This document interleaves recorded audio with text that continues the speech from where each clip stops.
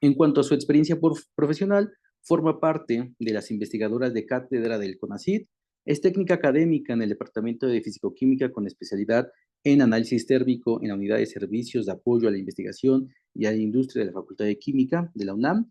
Su línea de investigación principal es el análisis térmico para la caracterización de materiales, con un enfoque especial en las técnicas de termogravimetría y calorimetría diferencial de barrido. Desde el 2017 ha fungido como responsable de los laboratorios de análisis térmico, brindando servicios tanto al sector académico como a la industria. En cuanto a su producción científica, se cuentan 3 artículos publicados en revistas internacionales e indexadas. Colaboró en la elaboración de un capítulo de un libro. Es acreedora al premio anual de la Academia de Ciencias en Cuba a nivel provincial del 2023 y forma parte del Sistema Nacional de Investigadoras e Investigadores del CONACYT. ¿Sí? Tenemos el privilegio del día de hoy de escuchar la experiencia de la doctora Lorena en relación a este análisis térmico. Muchas gracias, profesora. Cuando usted esté lista. Ok, bueno, muchas gracias. Pues ahora sí que también vamos a tomar una parte de esta charla para divulgar un poquito más de lo que hacemos en la USAI, que es la Unidad de Servicios de Apoyo a la Investigación y a la Industria, de aquí de la Facultad de Química. Entonces, porque de algún modo también hay muchos investigadores, docentes o alumnos que desconocen de esta unidad y qué podemos hacer. Entonces, también es parte de un poquito la divulgación y además, cuando mandan muestras a analizar, en mi caso, análisis térmico, que es cuáles son los parámetros o las condiciones que son críticas para llevarse a cabo el análisis y cuál es la forma en que ustedes se pueden guiar para que puedan obtener los resultados que requieren, ¿no? O la investigación que se llevan a cabo o caracterización de sus muestras. Entonces, voy a compartir.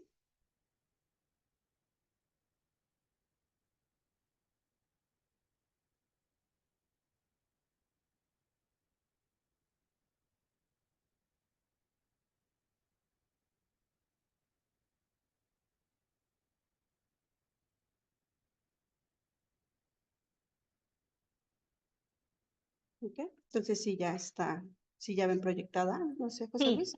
Sí, Ya. ya se. Bueno, entonces, la charla era más la caracterización de propiedades físico-químicas de materiales a través del análisis térmico. En caso de estudio particularmente vamos a ver 2 técnicas, que sería la calorimetría diferencial de barrido y el análisis termogravimétrico, ¿ok? Y como les comentaba, en donde nos ubicamos, físicamente estamos en el edificio H, Mario Molina, que está muy cerquita del Metro Universidad. Aquí pues está toda una área de caracterización, muestras varias técnicas en donde ustedes pueden acercarse, pueden programar visitas para que los alumnos también tengan este conocimiento de las técnicas que tenemos aquí y los equipos con los cuales contamos, ¿no? Entonces también ahí les hago la invitación para que vayan viendo todo este panorama que tenemos en la facultad y muchas veces desconocemos. Bien, entonces vamos a hablar de estas 2 técnicas. De a grandes rasgos, lo que quiero es más o menos introducirlos, qué vamos a obtener en cada una de estas caracterizaciones y cómo deben de estar las muestras que vamos a caracterizar, qué naturaleza y qué es lo que vamos a obtener, básicamente. Entonces, para empezar, ambas técnicas lo que voy a hacer es calentar. Entonces, es una técnica en donde va a ser destructiva, entonces no son técnicas donde yo pueda recuperar la muestra, entonces va a ser una técnica destructiva, voy a calentar la muestra y entonces yo puedo ver, en el caso de análisis termogravimétrico, la pérdida de masa con respecto al tiempo o a la temperatura. Entonces puedo hacer procesos isotérmicos o dinámicos para caracterizar mi material, ¿ok? Y entonces, ¿qué puedo observar o qué interacciones podemos obtener de esta caracterización? Bueno, principalmente podemos ver secado, pérdida de humedad, el contenido de volátiles en su muestra, pirólisis o la temperatura o estabilidad térmica de su material.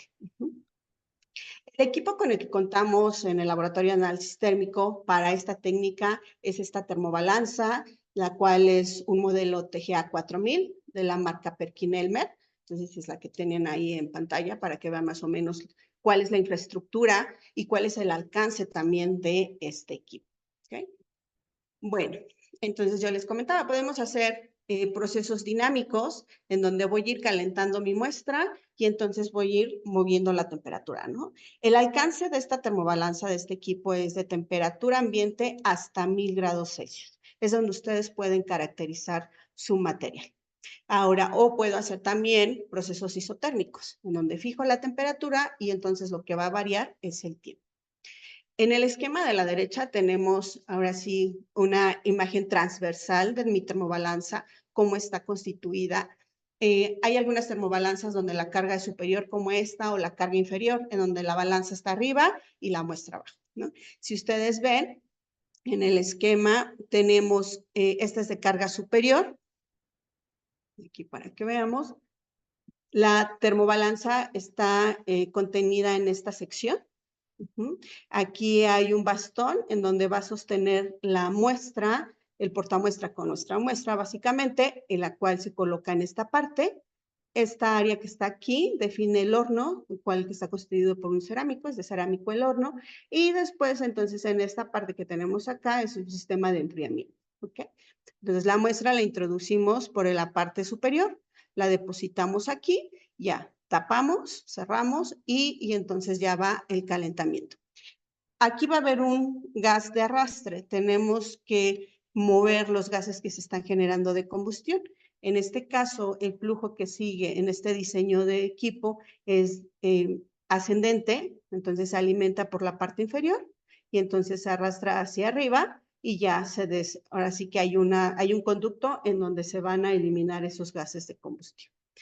Una de las vertientes que puede tener esta técnica es que se puede acoplar a otros equipos como cromatografía de gases o a infrarrojo o espectroscopía infrarroja, en donde podemos todavía caracterizar ese gas que se está generando. En este caso nosotros no tenemos acoplado, solo es la termobalanza. ¿Cómo son los portamuestras? Es algo muy importante que también quería como recalcar, porque luego cuando nos llegan las muestras, pues desconocen en dónde nosotros las vamos a soportar y a veces me traen muestras muy grandes o el tamaño de la muestra tenemos que cortar o algo. Entonces, aquí en el lado izquierdo tenemos un esquemita de los portamuestras que utilizamos. Son portamuestras de alúmina, los cuales alcanzan a la temperatura que vamos a trabajar, soportan muy bien.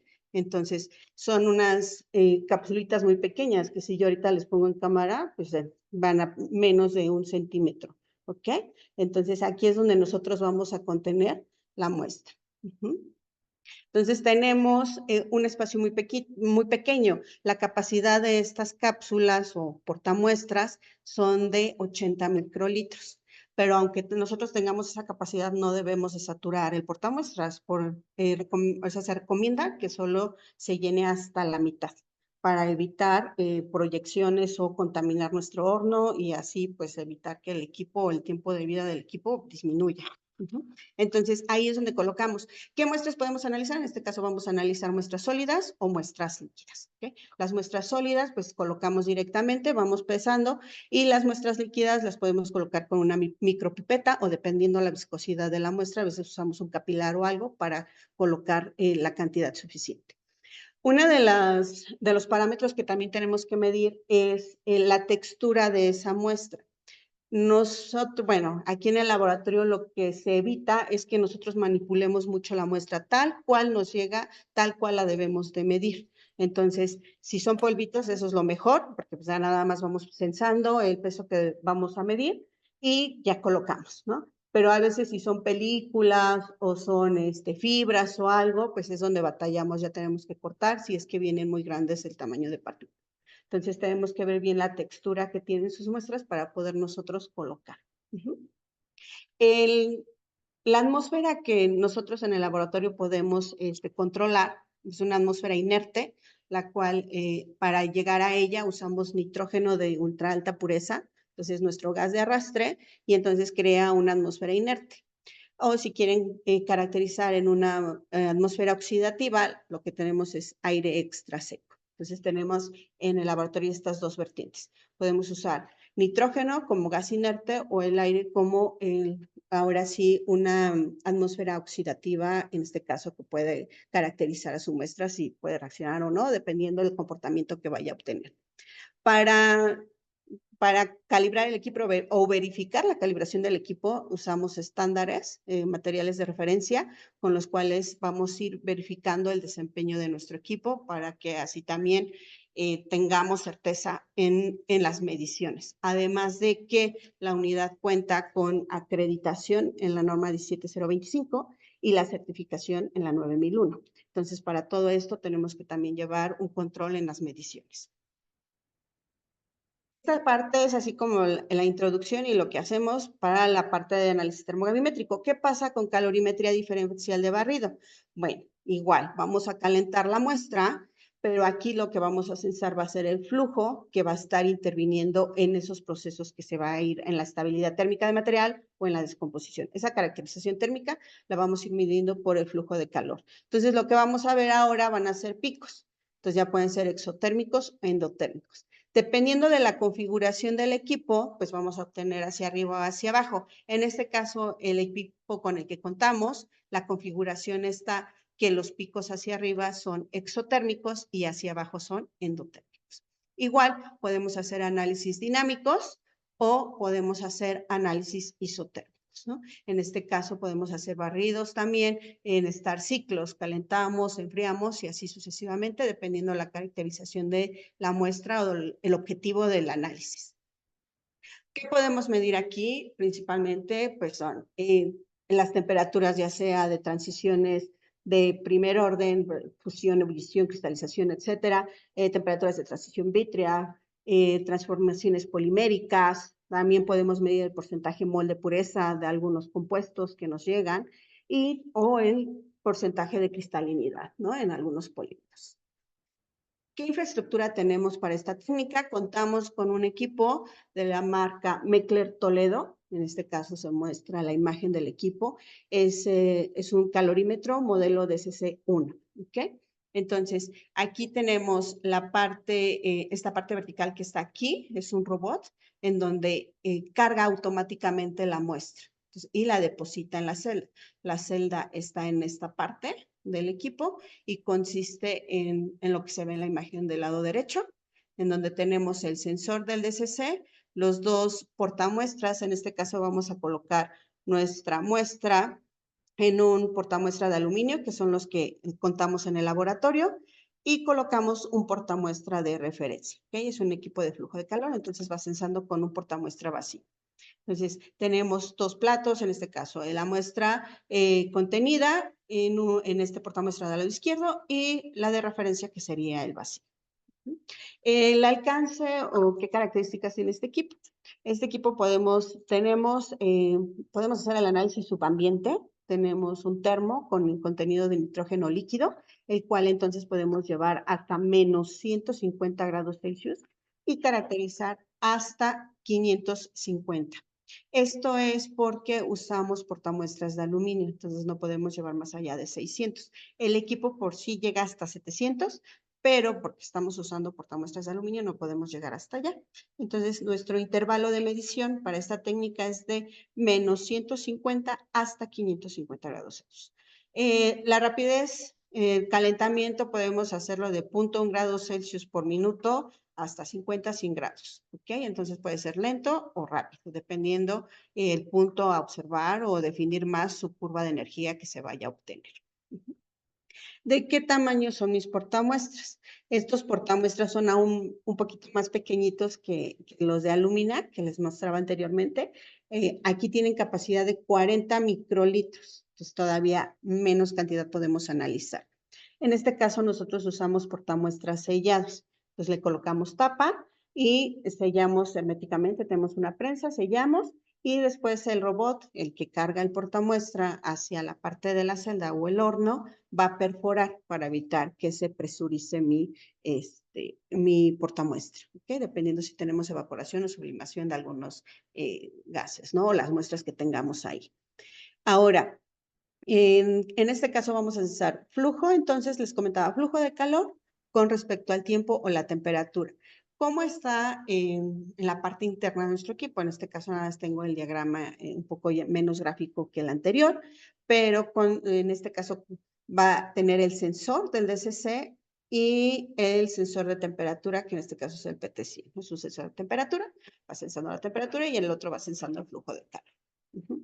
Aquí en la parte interna, pues vamos a tener la sección que va hacia la muestra, el portamuestra que contiene a la muestra y el portamuestra vacío. Si ven, aquí tenemos ambos. Y en este caso, todo esto es nuestro OR, entonces la parte de calentamiento. Entonces, aquí sí podemos movernos un poquito más a temperatura subambiente por el sistema de enfriamiento que tenemos. Más sin en cambio, en el TGA solo tenemos de temperatura ambiente hasta 1000 grados. Entonces, hay ocasiones que ustedes requieren, pues, comparar esos dos resultados, esas dos técnicas, pero limita mucho en el intervalo. Realmente podrían de temperatura ambiente hasta 550. Entonces, ahí para que pudiera ser reproducible y comparar sus resultados. Eso es un poco lo que limita. En este caso no contamos con equipos simultáneos, en el mercado los hay, en donde tienen acoplado tanto el DCC como el TGA, y al mismo tiempo que ustedes van censando la pérdida de peso, van también censando la energía que va involucrado a cada proceso que se vaya observando. Entonces, esa es la desventaja, no lo tenemos, solo tenemos por separado. Entonces, por ende, el análisis pues va a consumir doble, ¿no? Porque en el acoplado ustedes pudieran colocar la misma cantidad de muestra y tener los dos análisis al mismo tiempo, sin embargo, aquí pues van a usar el doble de muestra. Entonces, una de las también limitantes es que para ustedes puedan comparar un resultado en ambas técnicas, deben de tener condiciones muy similares. Tamaño de muestra muy similar, el flujo de gas de arrastre también debe ser similar para que esto no influya en que haya desviaciones en sus resultados debido al modo modo de análisis que se llevó a cabo. Entonces, lo recomendable es que sean las mismas condiciones. El intervalo de temperatura, la rapidez de calentamiento, el gas de arrastre que se utilice y la cantidad de muestra. ¿Okay? Entonces, para que también lo tengan en orden cuando ustedes vayan a tratar de comparar un resultado contra el otro. Les comentaba, los portamuestras son de aluminio, en este caso son también muy pequeñitos. Aquí, a ver si se alcanza a ver un poquito. Entonces, tenemos en este caso la base, consta de dos, base y tapa. Aquí pues vamos a la sección de balanzas para pesar la muestra. Entonces no contamos como en el TGA que lo hacemos in situ, sino tenemos que ir a la sección de balanzas, pesamos muestra vacía, digo en este caso portamuestra vacío, taro y después ya coloco la muestra. Cuando a veces nos mandan que sean a la misma técnica, ¿no? Miden TGA y miden DCC, pues trato de que sea la misma cantidad de muestra que coloque en ambas técnicas. Mucho va a depender también de la densidad de su muestra. Cuando son materiales densos, pues sí me alcanza, o sea, cubre bien tanto para TGA como para DCC, pero cuando tiene una densidad muy bajita, entonces hay veces que ya llevo la mitad de mi llenado de mi portamuestra y todavía no llego ni a la mitad del peso que coloqué en el TGA. Entonces sí, ahí también difiere un poquito. ¿Okay? Pero para que ustedes vayan contemplando, si quieren analizar en ambas técnicas, pues también citar que debe ser la misma cantidad de muestra. Entonces ya para tener conocimiento, ¿no? O cualquier otra técnica en este caso, pues para hacerlo reproducible. Digo, si es aquí o en otro servicio, eso me refería. Ok, entonces aquí colocamos, sellamos y ya colocamos en el calorímetro. Bueno, en este caso en el carrusel y ya la carga la hace manual el equipo, a diferencia del TGA que nosotros tenemos que hacer la carga. ¿Qué gas de arrastre usamos? En este caso también limita que en el DCC solo tenemos como gas de arrastre, como tal, en donde ahí podemos contabilizarlo, tenemos ahí el flujómetro y todo, el nitrógeno de ultra alta pureza. Entonces, cuando es en atmósfera de nitrógeno, sí, TGA y DCC. Sin embargo, cuando me piden aire o cuando quieren hacer la caracterización en aire, no hay un flujo como tal. Aquí nada más lo que hacemos es cerrar flujo de nitrógeno y entonces ya se caracteriza en el aire atmosférico. Entonces ahí no se controla, ¿no? ¿Qué flujo está pasando como tal, como en el TGA? Ahí sí podemos censar. Entonces es otra de las desventajas que tenemos como para analizar las muestras. En este caso, para verificar la calibración de nuestro equipo que esté censando adecuadamente, usamos un material de referencia certificado que es el indio. Medimos la fusión del indio, entonces lo que se hace es comparar la entalpía de fusión y la temperatura de fusión.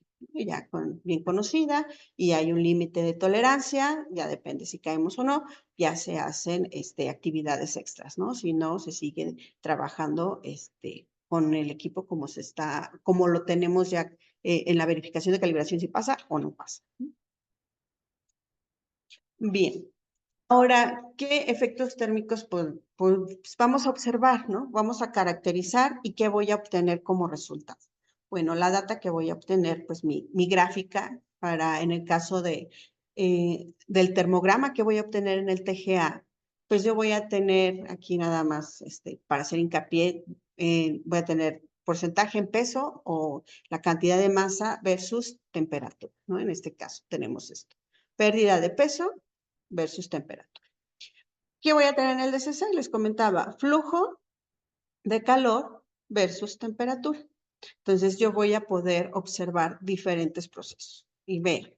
Entonces, si yo tengo un material y voy a fundirlo, entonces, ¿qué voy a obtener? Va a ser un pico endotérmico. Entonces, puede ser de estos tres tipos en cuanto a la fusión. En el primero, pues nada más voy a ver un pico muy definido. También, dependiendo del ancho de este pico, puedo también inducir si el material es puro o tiene impurezas, ¿okay? Si es un material también polimérico, este pico endotérmico va a ser más amplio, o sea, no va a ser tan angosto como lo que tenemos ahí definido. Y es ahí donde vamos a ir viendo dónde va a ser mi temperatura de fusión, dependiendo del tipo de material que tenga. Si tengo un metal, en este caso, si tuviera, en el caso del indio que estoy caracterizando, pues la temperatura de fusión la voy a tener que tomar en donde empieza, en este caso, el descenso de mi pico, que es la temperatura de onset, o donde empieza esa temperatura de descenso, ¿no? En esta parte. Entonces, el onset para metales o compuestos en donde mi temperatura de fusión sea muy definida, ¿no? Pero si son para materiales poliméricos, entonces ahí va la temperatura de fusión, va a ser la temperatura de pico. En este caso voy a tomar mi punto mínimo, ¿no? Si estoy viendo el pico endotérmico, en este caso va a ser la temperatura de pico, la temperatura de fusión. Pero también puedo tener mi temperatura de fusión y después veo un evento endotérmico o exotérmico. Si ven aquí, veo un evento exotérmico y aquí veo un evento endotérmico después de la temperatura de fusión. Entonces, esto lo que estoy traduciendo es que hay una descomposición posterior a la fusión. Entonces, hay materiales que se funden, inmediatamente se descomponen. Entonces, voy a observar este comportamiento en mis curvas de energía. ¿Cómo lo voy a observar en el análisis termogravimétrico? ¿Okay? ¿Cómo son, en este caso, el evento de fusión que voy a obtener? Pues no voy a ver en mi análisis termogravimétrico, no voy a ver como una inflexión en mi curva, sino se va a ver una meseta, porque es un evento de primer orden, entonces no lo voy a estar viendo tan fácil como en el DCC. Pero ¿qué pasa si hay una fusión con una descomposición?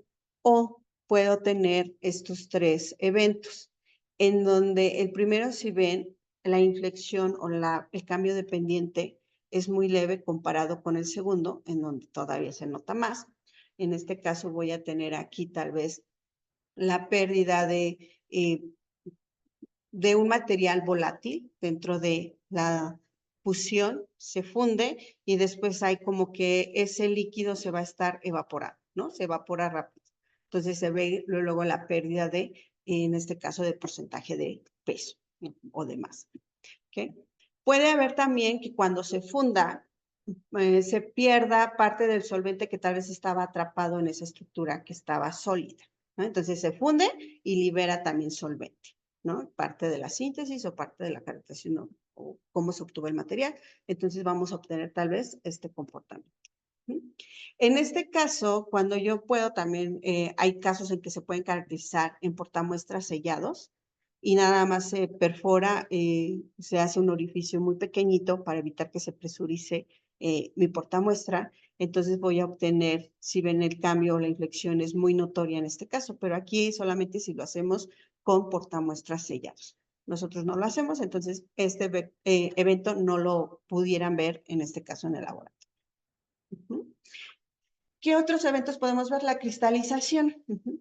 En este caso, en el esquema del lado izquierdo superior, es un evento cuando vamos a enfriar. En lugar de calentar, aquí voy a enfriar. Entonces, la temperatura pues va a hacer hacia temperatura ambiente, ¿no? Calentamos y enfriamos.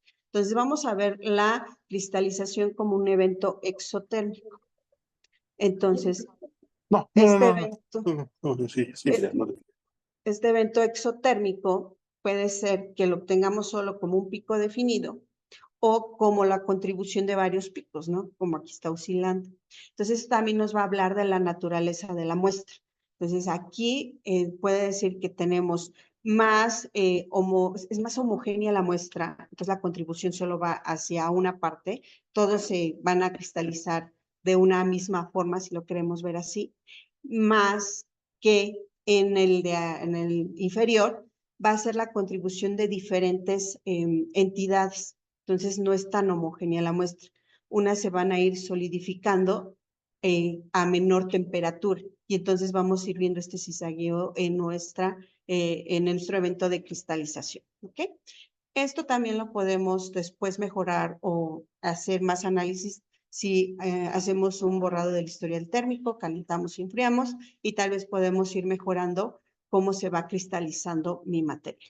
También en la parte de síntesis también nos habla de la historia del cómo se obtuvo o qué tan efectivo tal vez fue el sintetizar su material o esto tal vez es lo que buscábamos o a veces no, ¿no?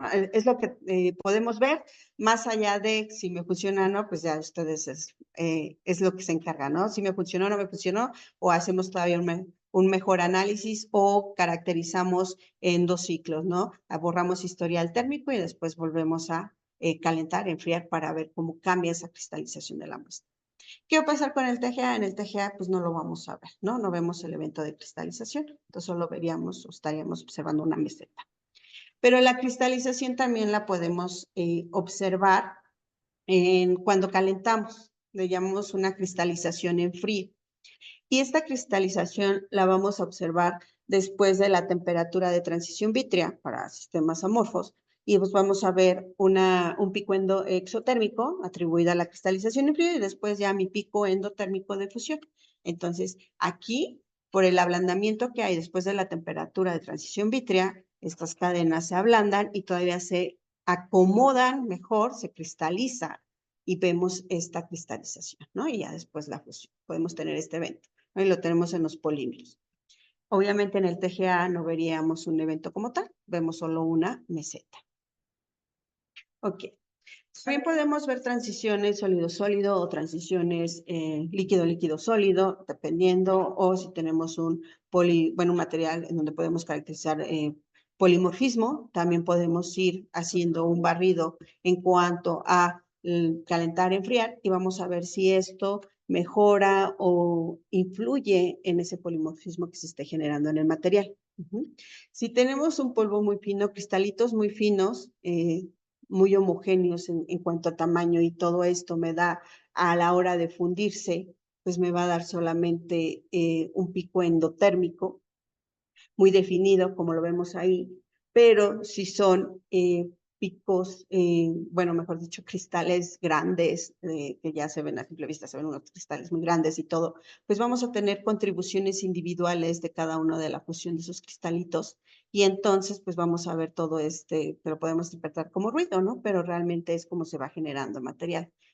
Hay ocasiones que si se mide el cristal así tal cual, en un tamaño grande, por decirlo, vamos a tener ese ruido, pero si pulverizamos, pues entonces obviamente minorizamos esto y podemos llegar a obtener la curva superior.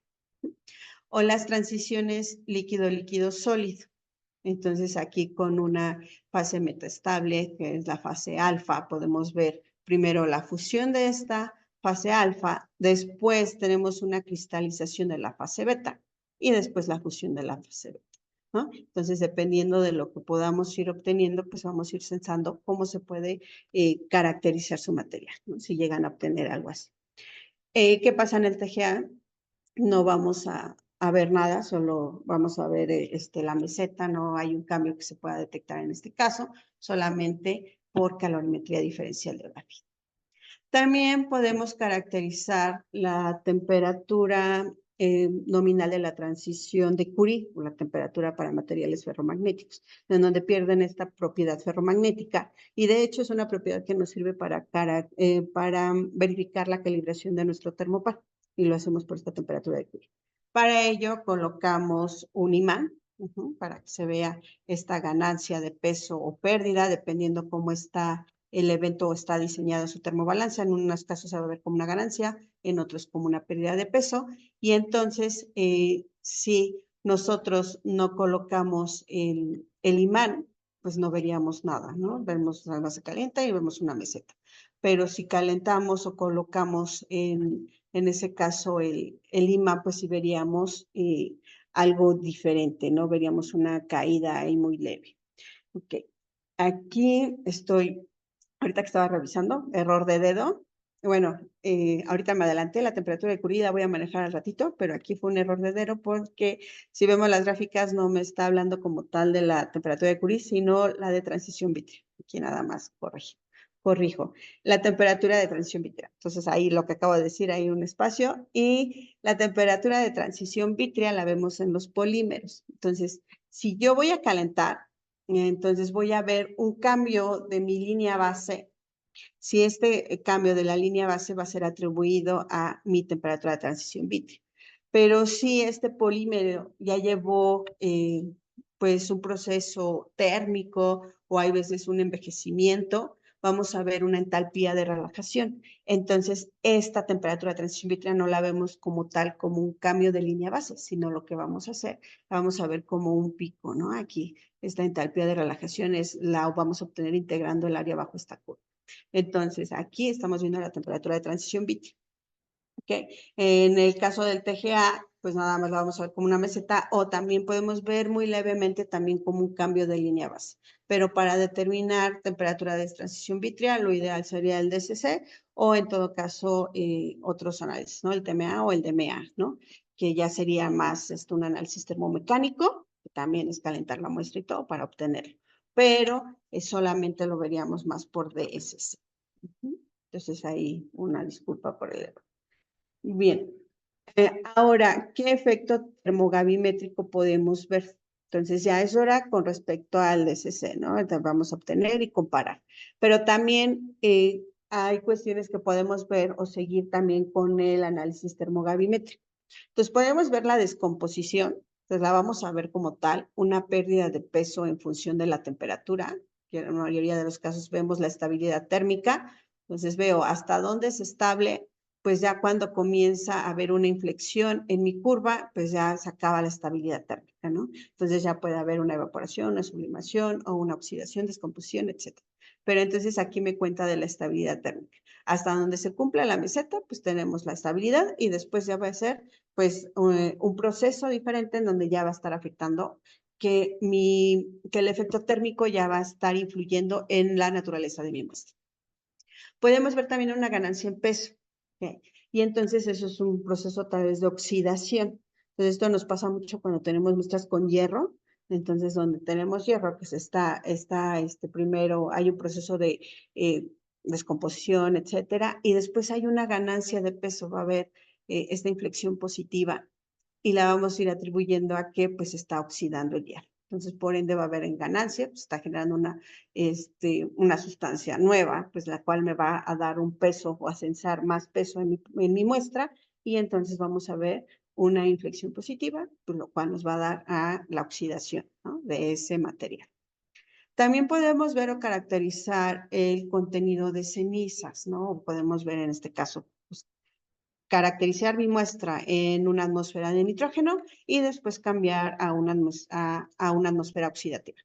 Lo ideal sería que esa atmósfera fuera rica en oxígeno, ¿no? Alimentar igual un flujo de oxígeno para medir más específicamente, en este caso, este contenido de cenizas, ¿no? Pero lo podemos hacer de manera inductiva, pues colocamos aire, ¿no? Entonces tenemos ahí el oxígeno y podemos ver el contenido de cenizas también de mi material. Entonces ahí ya la combustión.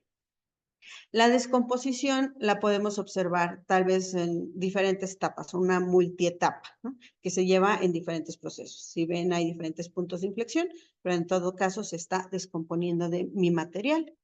O podemos ver, ejemplo, en materiales explosivos, que si yo caracterizo un material explosivo, voy a ver como este retroceso en la pérdida de peso y también se ve a la proyección de mi material. Hay ocasiones, les comentaba, cargo la muestra tal como nos las envían, trato de no manipularla mucho, pero hay veces que vienen como muy granulada, algunos polvos muy granulados, que cuando se están descomponiendo, lo que hacen es como que se proyectan. Y entonces en esa proyección hacen un brinco. Entonces van a ver a veces con ruido sus termogramas y entonces aquí es esa parte, ¿no? Que se está proyectando. Más allá, tal vez de la naturaleza de la muestra, también es la parte instrumental que va a censar el equipo. Entonces cuando vean ahí que tienen algo así, que está como un brinco o algo, pues es esta descomposición abrupta que entonces se marca como un retroceso en el censado del equipo en cuanto a la pérdida de peso. ¿Okay? Cuando hablamos de fusión, les comentaba arriba, rápidamente, nada más para retomarlo, puedo seguirlo un poco con la parte de análisis termogravimétrico. Entonces, si hago fusión y hay una presión de vapor muy baja, pues no lo voy a detectar tanto, veo nada más la meseta. Pero si estoy perdiendo un líquido volátil, o sea, pundo, y ese líquido todavía se va a estar evaporando, entonces voy a ver esta inflexión muy leve. Pero como les comentaba, si teníamos ahí un solvente capsulado y al fundirse, pues se va a liberar y entonces veo esa pérdida todavía más notoria, ¿no? Que en la parte superior. Y aquí les comentaba, si puede ser una fusión y después una descomposición, entonces lo podemos ir censando. Como en el caso de calorimetría, donde veíamos un pico endotérmico de fusión y después pudiera ser exo o endotérmico de descomposición.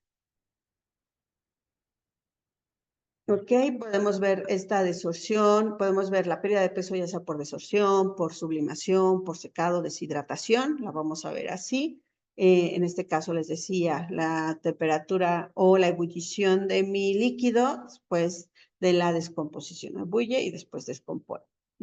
Y aquí era lo de la temperatura de Curie, ahí sí, ya, ahora sí, la temperatura de Curie. En este caso, si yo no coloco mi imán en la parte de cuando esté censando o midiendo esta propiedad, no voy a ver nada, ¿no? O sea, yo caliento y si no tiene un imán, pues entonces no se voy a ver ni que pierda esa propiedad ferromagnética, ¿no? Pero entonces tenemos que colocar un imán para que se sense, ¿no? Como esa ganancia de peso o pérdida, dependiendo de la configuración. En este caso es un anillito, el que tenemos, este es mi imán que manejo. Entonces, ven, es un circuito, colocamos en la parte superior, coloco la tapa, coloco la parte superior y entonces aquí ya va a ser atraído el material por este imán.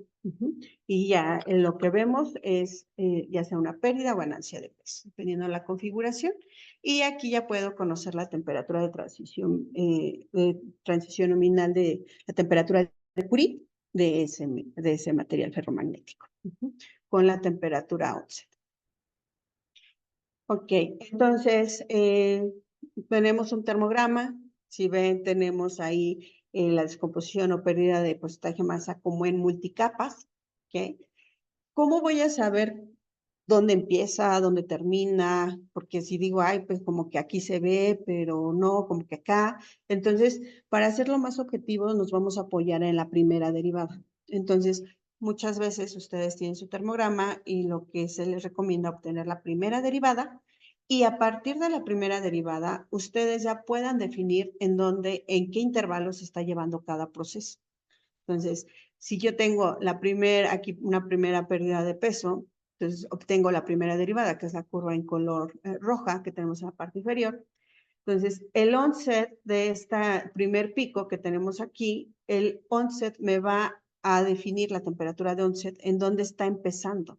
Entonces, aquí calculo, se hace una línea recta, en este caso pendiente 0, y aquí se hace una tangente donde se cruzan, sería mi temperatura de onset. Y entonces, donde está iniciando ese proceso, esa primera etapa está iniciando ahí. La temperatura del pico me va a indicar la temperatura máxima de descomposición a donde se está llevando a cabo ese proceso.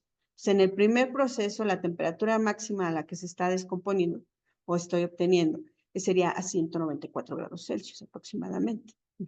¿Dónde termina? Pues entonces voy a hacer lo opuesto a la temperatura de onset. Ahora es la temperatura de onset o donde termina la temperatura final.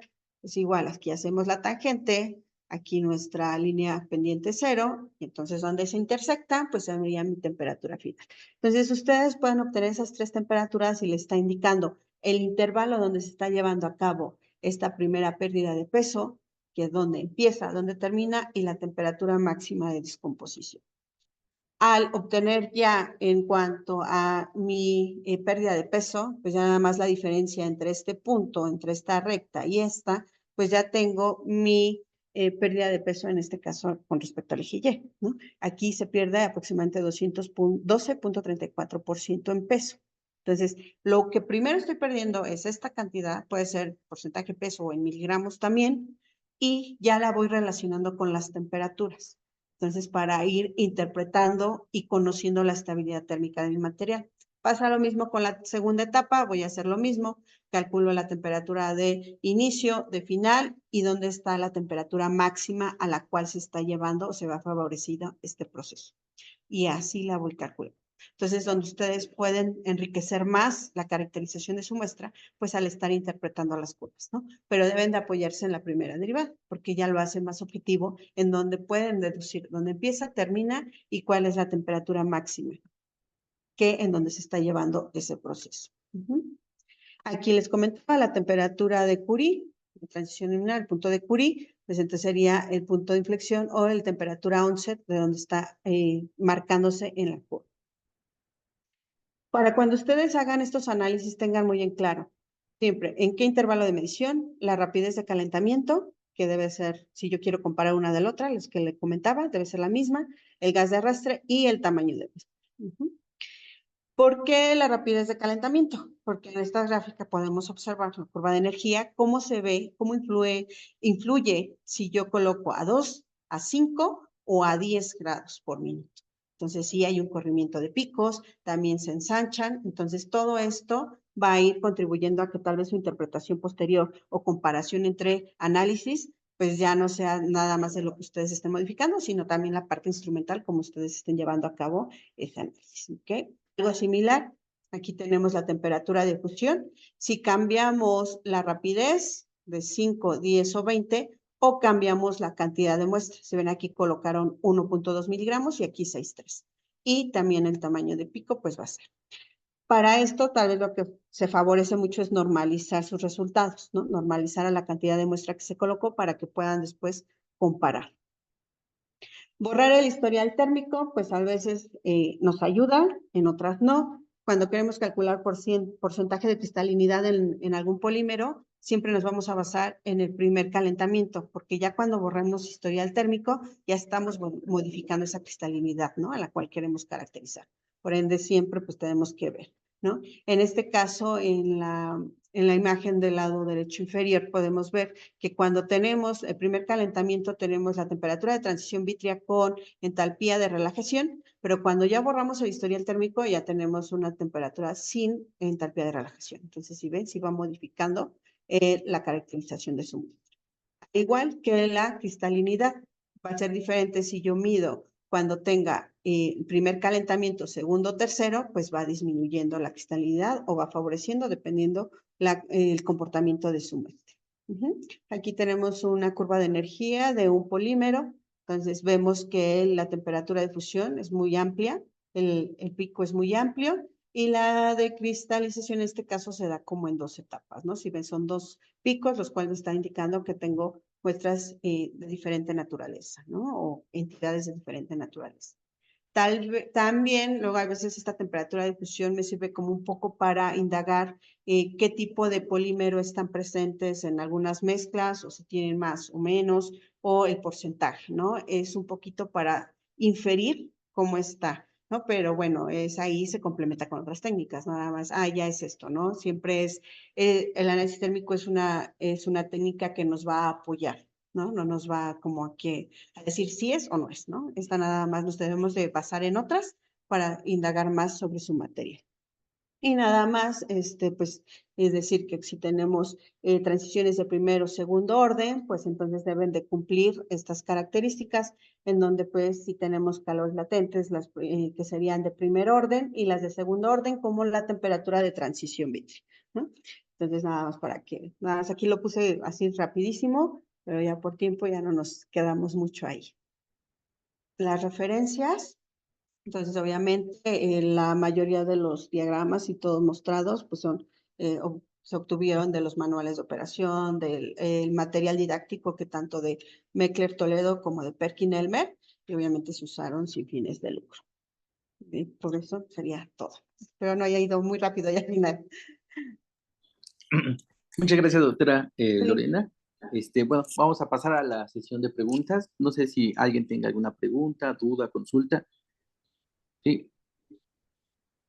¿Alguien quiere comentar algo? Preguntar. Sí, adelante, profesor Emilio. Hola, buenas tardes, Buenas profesora tardes, Lorena. profesor. Buenas tardes. Yo sí tengo preguntas, observaciones y recomendaciones. Ok. Yo tengo un poco de tiempo trabajando en la parte de polímeros.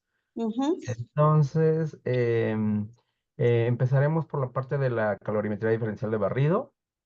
Y entonces en la parte de calorimetría diferencial de barrido, no sé si se me barrió o no escuché. Pero uno de los secretos para que la técnica quede perfectamente o que los resultados sean confiables es que la muestra tiene que estar seca. ¿Por qué? ¿Qué es Ujú. lo que pasa si mi muestra tiene humedad o tiene disolvente? Pues a la hora de que yo saco mi análisis, a la hora de pesar voy a tener ahí el disolvente, pero a la hora de que estoy calentando, eso no me lo va a registrar porque se va a evaporar. Entonces, Ok. uno de los secretos es tener la muestra perfectamente seca y además de que está perfecta, si se puede a 50 grados centígrados toda la noche o varias horas y el vacío, sería excelente. Con lo cual podemos tener resultados confiables. Entonces, no sé si yo no lo escuché o si se le pasó mencionar. Otra de las observaciones que usted dijo es que tiene un portamuestras y que se tiene que llenar a la mitad, pero yo usuario que no sé el tamaño del contenedor, para mí que es la mitad. Entonces, lo recomendable es, para hacer un análisis termogravimétrico, tiene que ser entre 5 y 10 miligramos, independientemente de la naturaleza de la muestra. Entonces, algo que también usted mencionó es que la textura es muy importante. Y entonces, ¿por qué es importante la textura de un material para análisis termogravimétrico cuando mi muestra es destructiva? Entonces, yo voy a poner polvo, película o lo que sea, y la textura no importa para construir una gráfica de temperatura y de descomposición o pérdida en peso en función de temperatura. Entonces, ahí sí me gustaría si me puede decir por qué es importante porque la textura es una parte importante para el análisis de TGA. Ok, bueno, entonces, le comentaba, nosotros, bueno, montamos la muestra tal cual nos la traen. Entonces, si son películas, son polímeros, lo que hacemos es pesarla. Si está hidratada, deshidratado, si tiene solvente, ya no inferimos en eso, tal cual nos las mandan, nosotros hacemos. Dices, ahorita como la recomendación, tal vez cuando lleguen, pues sí, que vengan deshidratadas, o que la persona que traiga la muestra o el encargado de la muestra tenga consciente de que tal vez el solvente viene atrapado, ¿no? O se haga un proceso de deshidratación aquí, ¿no? Se deje ahí un tiempo secando la muestra. Pero ya es lo que el usuario debe de indicarnos. Obviamente, como dice, infiriéndole en que su muestra debe de estar seca. Claro, que ya sería una Eh, responsabilidad del usuario, porque exacto. la parte más importante del estudio del análisis termogravimétrico del TGA es la pérdida en peso, que normalmente se reporta 10% en pérdida en peso y el residuo a la temperatura más alta, que tradicionalmente son 800 grados centígrados. Entonces, si a mí me traen una muestra que tiene agua o tiene algún disolvente, pues voy a tener un 10% en pérdida en peso abajo de 200 grados. El agua se va a 90, el metanol, lo que sea. Entonces, a la hora de que yo voy a reportar que mi muestra tiene un 10% de pérdida en peso a cierta temperatura, pues el valor no va a ser real, ¿sí? Porque lo que se está yendo es el disolvente. Entonces ahí como que sí es muy importante hacer hincapié que pues que la muestra tiene que estar pues libre de humedad, ¿no? Y si ya el usuario no tiene esos cuidados, bueno, pues ya eso no es no es responsabilidad de la persona que pues que está haciendo el análisis. Otra de las cosas es que dio muy bien la explicación del experimento con el oxalato de calcio y con la temperatura de Curie. Igual no sé si no lo escuché, pero experimento de oxalato de calcio y temperatura de Curie es para la calibración del equipo. Entonces sí está muy bien toda la explicación, pero básicamente es pues para corregir temperaturas, la temperatura de Curie, el imán y todo eso, pues básicamente para calibrar. Y en cuanto al DCC también tengo un poco de observaciones. El DCC, usted por ahí dijo una explicación de lo que es el DCC, pero el DCC yo lo resumiría que la técnica es para que nos da la historia térmica de nuestro material. Entonces, básicamente es la que nos va a dar puntos de fusión, nos va a dar, en el caso de polímeros, polimerización, si es que hubiera por ahí alguna cosa que no acabó el proceso, cristalización, todas estas cuestiones. Y usted muchas o varias veces mencionó la palabra temperatura de transición vítrea. Yo no estoy seguro que todos los que están presentes sepan qué es la temperatura de transición vítrea. Entonces, como por ahí quizá dar una explicación de decir la temperatura de transición vítrea o la TG, T mayúscula, G minúscula, es la temperatura en la cual un material polimérico pasa de un estado en forma de vidrio a un estado elastomérico. Por eso la famosa glass transition. Entonces, porque no, hasta lo que yo entiendo, no todo el mundo trabaja en polímeros, entonces como que sí se mencionó muchas veces la palabra TG o temperatura de transición vítrea, pues como sí definir un poco. A mí me gustaría que nos comentara con respecto a los costos, porque hasta lo que yo entendí puede hacer las muestras, el ensayo, el análisis, desde menos 150 grados centígrados hasta 450, 500 grados. Pero no es lo mismo correr una muestra de temperatura ambiente a 400 que desde menos 150, porque ahí no sé cuál sea el sistema de enfriamiento. Entonces yo creo que los costos son diferentes. Ok. Bueno, regresando un poquito a las preguntas, el tamaño de muestra, por lo general coloco 5 miligramos dependiendo la densidad de la muestra, pero hay ocasiones por eso le decía, la capacidad del portamuestra de alúmina del TGA es de 80 microlitros. Entonces, si ven, es una de 5 milímetros por 5 milímetros, es una cubetita muy pequeñita. Entonces, ahí por eso le comentaba, si vamos a comparar entre ambas técnicas, pues lo ideal sería colocar una cantidad similar de muestra. De 5 a 10, o hay veces que se colocan menos, dependiendo, ejemplo, pureza de material, pues no sé, de 1 a 2 miligramos para ver pureza, o etcétera, dependiendo la naturaleza de la muestra. La textura, ¿por qué decía que era importante? Porque, ejemplo, en el DCC se va a medir con el contacto térmico que haya en el fondo de mi portamuestra. Entonces, si mi textura es, en este caso, de fibras, pues no tienen como el mayor contacto en la superficie que un polvo, ¿no? Un polvo, entonces lo voy a distribuir para que abarque la mayor superficie. ¿Qué pasa con las películas? Las películas de polímero, cuando vamos a ir calentando, pues se van holgando, ¿no? Se van haciendo como ondas y entonces disminuye el contacto. Ahí lo que hacemos es montarlas en otros tipos de portamuestras donde va prensado y, bueno, la tapa va prensada literalmente con la base para evitar ese efecto. Entonces, tal vez en el caso del DCC, la textura sí es como un poquito, evita el contacto térmico que sea mayormente favorecido. En el caso del TGA, pues no, como dice, pues voy a colocar la muestra, sean fibras, sea tal, lo que voy censando es todo, ¿no? La cantidad de peso. Ahí nada más sería la densidad, puedo colocar más o menos, ¿no? A veces luego las películas, pues luego cuesta trabajo si tienen estática o algo, estar montando las muestras.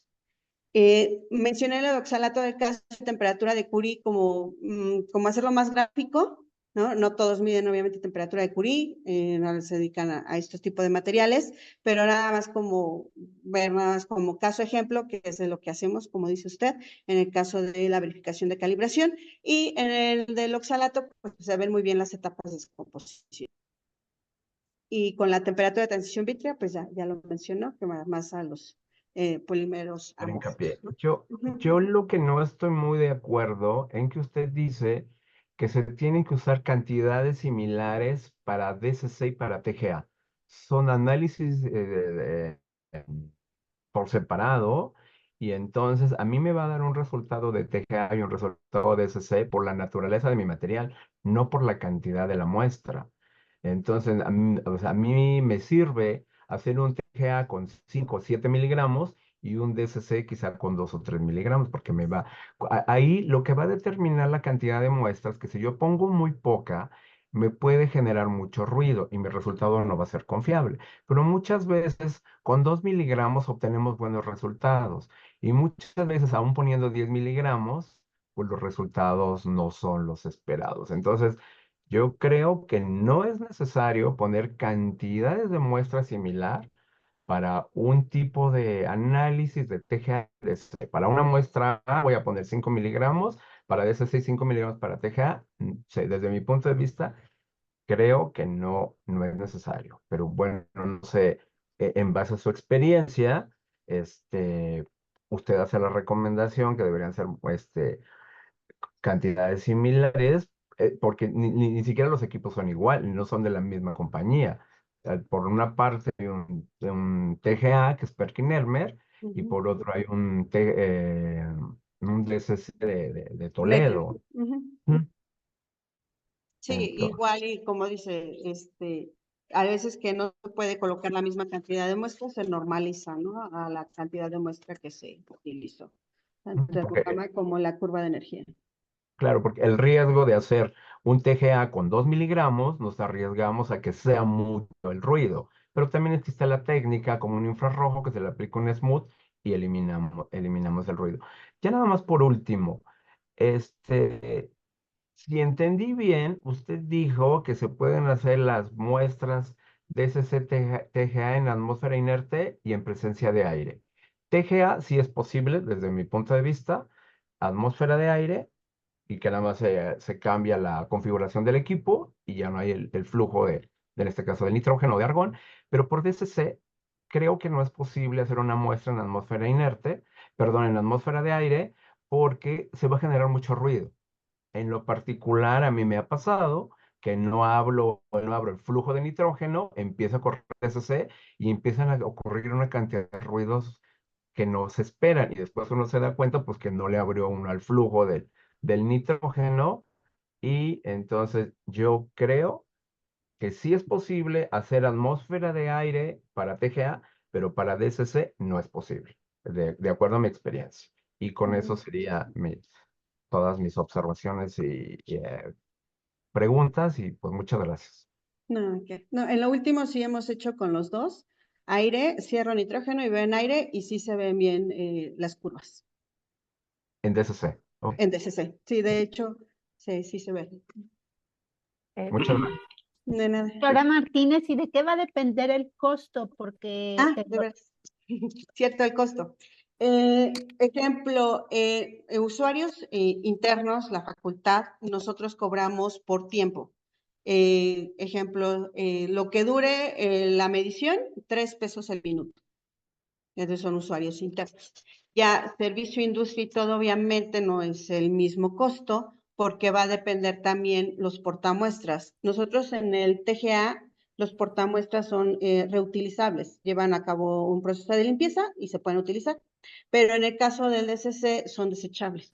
Entonces, ahí sí encarece el costo, ¿no? Y además que estamos usando nitrógeno líquido y además los otros gases. Entonces, ahí depende más. Pero ya en cuanto a tal el precio, pues es diferente a un usuario interno, de los de la Facultad de Química, como un usuario externo. Servicio a otro sector académico diferente a la UNAM o a la industria. Gracias. De nada. Muchas gracias. Sí, profesora Patricia Pérez, adelante.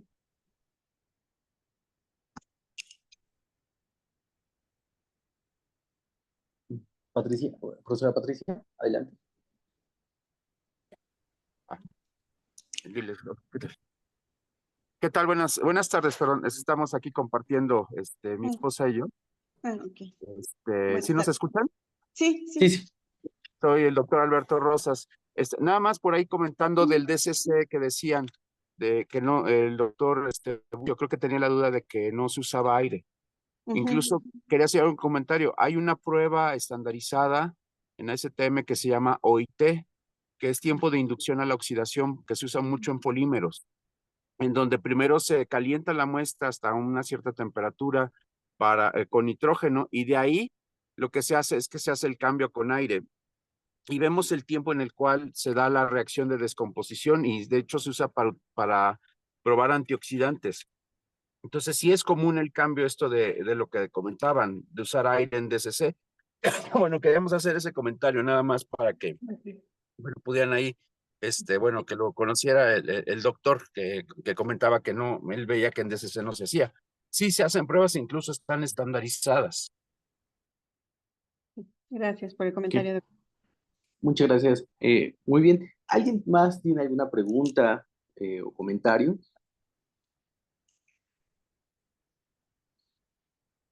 ¿No? Bueno, si nadie más tiene alguna pregunta, no queda más que agradecerle a la doctora Lorena su excelente presentación, y a todos ustedes su participación. Les agradecemos mucho y que pasen excelente tarde y buen fin de semana. Muchas gracias. Muchas gracias. Gracias a ustedes. Buena tarde. Buenas tardes. Gracias.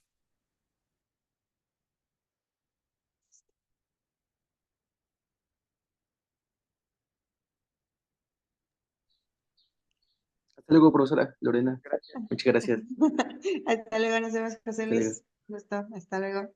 Hasta luego. Buena Gracias, tarde, igual. buena tarde.